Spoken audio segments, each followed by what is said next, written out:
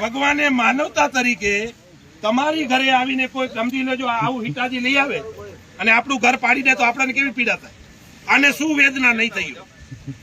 આટલી દમનગરી, 1 રૂપિયો દીધા વગર સીધી દમનગરી કરવી, આ તો ક્યાંનો ન્યાય છે? એટલે કોઈ ચિંતા કરવાની જરૂર નથી. આપણે પૂરતું વળતર લઈને જ જપશું. પૂરતા વળતર વગર આપણે એને જવા નથી દેવાના. અને એને કહીએ છીએ તમારા લઈ લેજો બારે, આ તમારા જે જહાજ નાખ્યા છે ને ખેતરમાં, એ ખેતર ને બારે લઈ લેજો.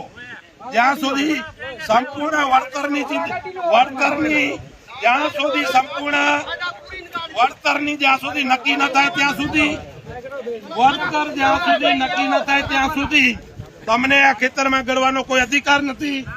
અને ખેતરમાં ગળશો તો પછી જે કઈ પરિસ્થિતિ નિર્માણ થશે એની જવાબદારી તમામ તમારી રહેશે. કે તમે આ કંપનીની દલાલી કરવામાં ધ્યાન રાખજો.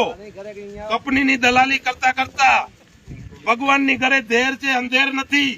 તમારે એનો બદલો ચૂકવવો પડશે. આ ગરીબ ખેડૂતોને તમે ફસાવી, ગરીબ ખેડૂતોને હેરાન કરીને શું સાબિત કરવા માંગો છો? વિકાસ થાય એમાં અમને આજે વાંધો નથી, કાલે વાંધો નથી, પણ ખેડૂતોના ભોગે વિકાસ નહીં થાય. ખેડૂતોના ભોગે વિકાસ નહીં થાય. જંત્રી ખેડૂતોને બતાવશો એ નહીં ચાલે. બજાર કિંમત પ્રમાણે ખેડૂતોના ભાવ નક્કી થવા જોઈએ. અમે ના નથી પાડતા. વિકાસ થાય એમાં આજે સમજ, કાલે સમજ, પણ તમારા બાપાની જાગીર સમજીને લઈ જાશો ને એમ કોઈ હિસાબે ચલાવી લેવામાં નહીં આવે. એટલે મિત્રો, કોઈ ડરવાની જરૂર નથી.